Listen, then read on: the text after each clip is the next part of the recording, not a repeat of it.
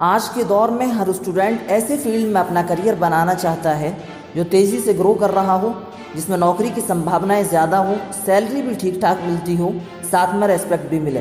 तो चलिए आज के इस वीडियो में हम बात करते हैं ऐसे ही एक करियर ऑप्शन के बारे में जिसमें आपको ये सारी चीज़ें मिले।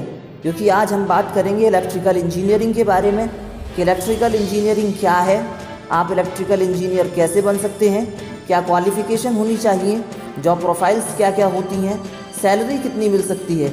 ऐसे ही बहुत सारे सवालों के जवाब जानेंगे हम आज के इस वीडियो में। तो स्वागत है एक बार फिर से आप सभी का द बिग इन्फॉर्मेशन में। तो चलिए शुरू करते हैं।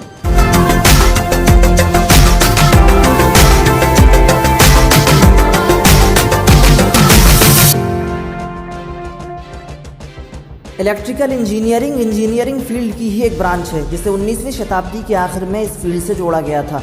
इस वक्त के इलेक्ट्रॉनिक उपकरणों का आविष्कार बहुत तेज़ी से हो रहा था। इस इंजीनियरिंग में आपको इलेक्ट्रिसिटी इन्वेंशन और कंट्रोल से रिलेटेड नॉलेज दी जाती है।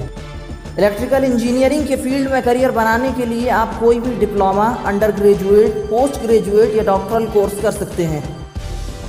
इन सभी कोर्सेज के क्राइटेरिया के बारे में बात करें तो diploma in electrical engineering course के लिए आपका 10th क्लास पास होना ज़रूरी है।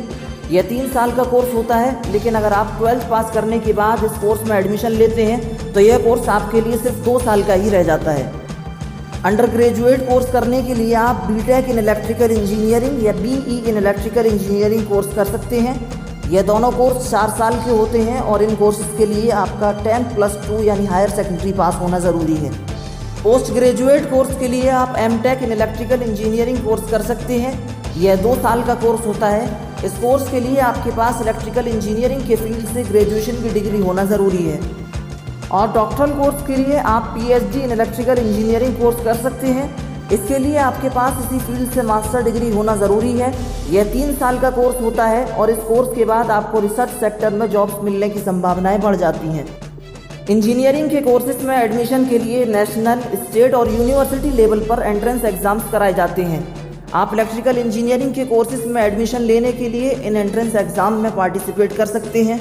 कुछ फेमस एंट्रेंस एग्ज़ाम्स की बात की जाए तो जैसे JEE main, JEE advanced, VIT university entrance exam, VIT engineering entrance exam, Maharashtra common entrance exam, Uttar Pradesh state entrance exam, graduate aptitude test in engineering, Birla institute of technology and science admission test.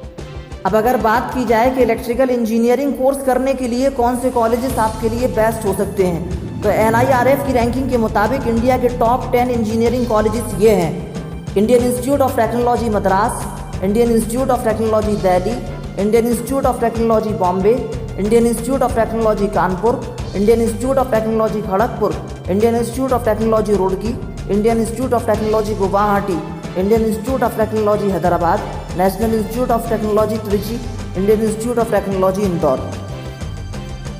यह सब जानने के बाद आपके मन में एक सवाल होगा कि आखिर इलेक्ट्रिकल इंजीनियरिंग करने के बाद जॉब्स की कितनी संभावनाएं हैं। तो आजकल घर से लेकर दुकान, कारखाने और बड़ी बड़ी औद्योगिक फैक्ट्रियों में इलेक्ट्रिसिटी का अच्छा खासा इस्तेमाल होता है। हर छोटे से लेकर बड़े डिवाइस के संचालन के लिए इलेक्ट्रिसिटी की ज़रूरत पड़ती है। इसलिए आजकल इस फील्ड के एक्सपर्ट्स की बहुत मांग है। इसकी वजह से इस फील्ड में रोज़गार की संभावनाएं बहुत बढ़ जाती हैं। इन कोर्सेज़ को करने के बाद आप information technology, product development, control system, system management, product design, wireless communication, manufacturing, oil and gas, automotive, space research organization में करियर ऑप्शन तलाश कर सकते हैं। इसके अलावा आप पावर जनरेशन, ट्रांसमिशन और टेली कम्युनिकेशन सेक्टर्स में भी काम कर सकते हैं। कुछ फेमस जॉब प्रोफाइल्स की बात करें तो इलेक्ट्रिकल इंजीनियरिंग करने के बाद आप chief engineer, quality control engineer, design engineer, system analyst, system developer, network engineer, electronics engineer, broadcasting engineer, control and instrumentation engineer और मैन्युफैक्चरिंग इंजीनियर बन सकते हैं।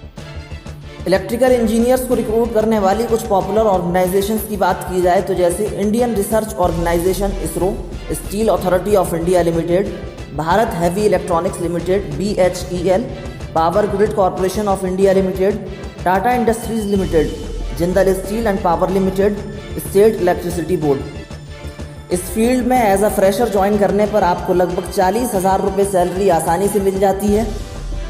तो फ्रेंड्स, आज के इस वीडियो में बस इतना ही। आपको ये वीडियो कैसा लगा हमें कमेंट करके ज़रूर बताएं। साथ ही इस वीडियो को लाइक करें और अपने फ्रेंड्स के साथ शेयर करें। और आगे आप किस टॉपिक पर वीडियो देखना चाहते हैं हमें कमेंट करके ज़रूर बताएं और द बिग इन्फॉर्मेशन को सपोर्ट करने के लिए चैनल को सब्सक्राइब करें।